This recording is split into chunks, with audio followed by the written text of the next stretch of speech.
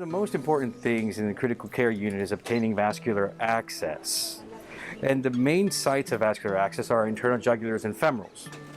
When we can't access those, we're only left with the subclavian veins. Now, the apprehension of subclavian veins is that we would cause a pneumo.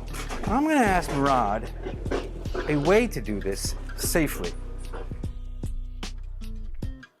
Most important thing when it comes to cannulating the subclavian vein is to make sure you have a suitable vessel size for cannulation. I know how to put a needle into a vessel, but how do I find the subclavian on an ultrasound machine? What you're really doing is you're actually using the ultrasound to visualize the axillary vein as it dives underneath the clavicle. To use your linear transducer probe, you place it in the middle of your clavicle, and then you move laterally along the clavipectoral, deltopectoral groove until you find that perfect spot where you have maximized the size of the subclavian vein, and then you put it in the long axis so you can see what kind of trajectory it has.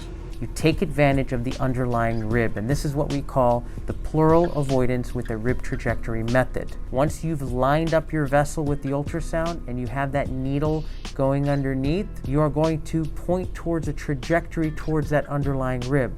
Therefore, if you ever inadvertently advance the needle, you have that protective shield that protects you from developing a pneumothorax. What we're advocating is not only using dynamic ultrasound guidance to access the axillary vein, but also to use the PART technique, which is a pleural avoidance with rib trajectory method, and that will avoid pneumothorax.